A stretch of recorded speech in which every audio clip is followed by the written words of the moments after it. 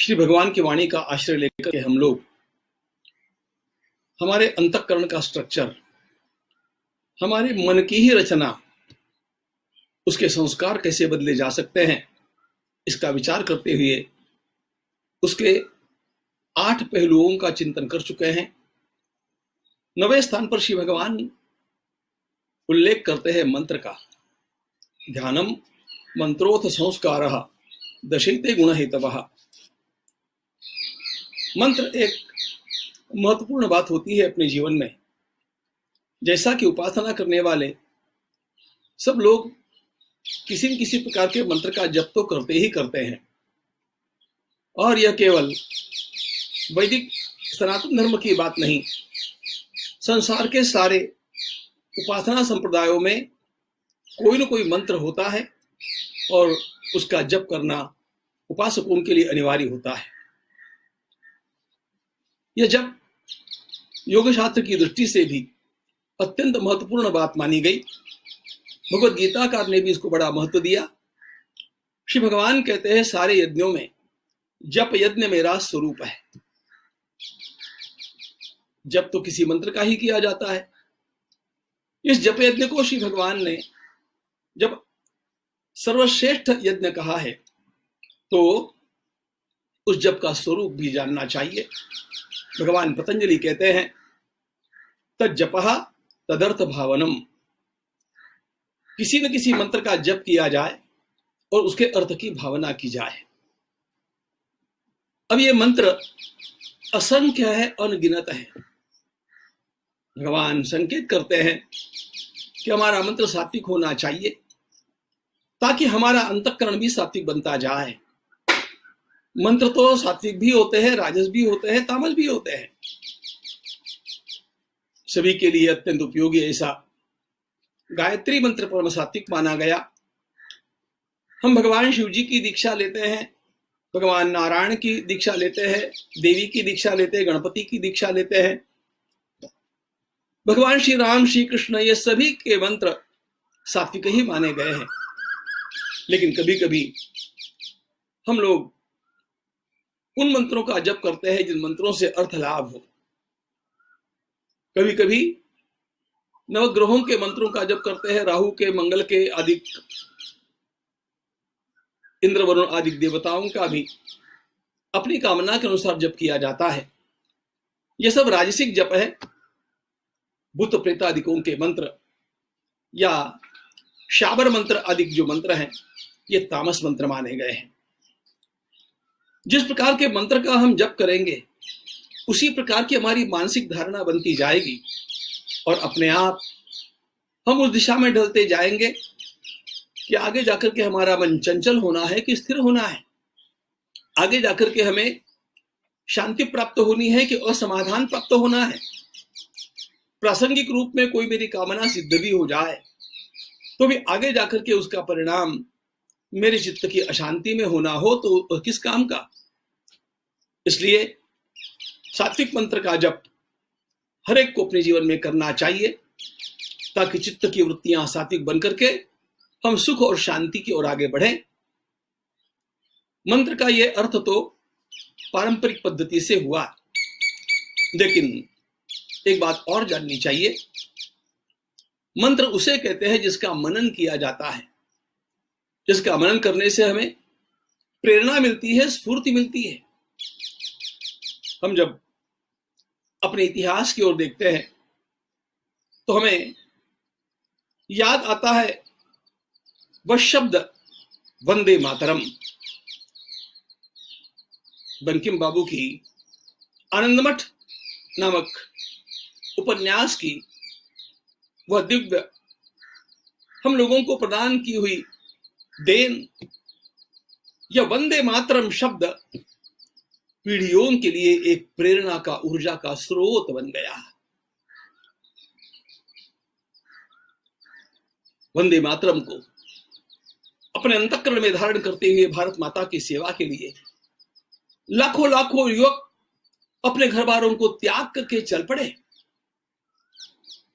अब उन्होंने कोई वंदे मातरम का एक आसन पर बैठ करके जप नहीं किया, लेकिन कल हमने एक बात देखी थी और जिसको धुन लग गई उसको ध्यान की आवश्यकता क्या है, ये उनके अंतःकरण से कभी जाता ही नहीं था। और इसलिए इस वंदे मातरम ने इतिहास रचा, इतिहास बदल दिया। संघ की प्रार्थना हमारे परम गुरु कांची कामकोटि पीठाधीश्वर परमाचार्य जी महाराज एक बार एक प्रचारक ने जब उनसे कोई मंत्र मांगा तो उन्होंने कहा, अरे संघ की प्रार्थना ही एक मंत्र है। और वास्तव में संघ की प्रार्थना का चिंतन करता हुआ जो कोई अपने जीवन को ढालता है वो उसके जीवन का आलंबन बन जाती है और अपने आप उसके अंतःकरण में भारत माता की सेवा करने के लिए एक उत्साह का संचार नित्य होते रहता है। और वह केवल सेवा का नहीं, आत्मानुशासन का, सबको साथ लेकर के चलने का संस्कार होता है। इस प्रकार का कोई भी एकाध वाक्य भी हमारे लिए मंत्र का काम कर जाता है, हमारे जीवन में ओज, हमारे जीवन में स्फूर्ति भर देता है। आप लोगों ने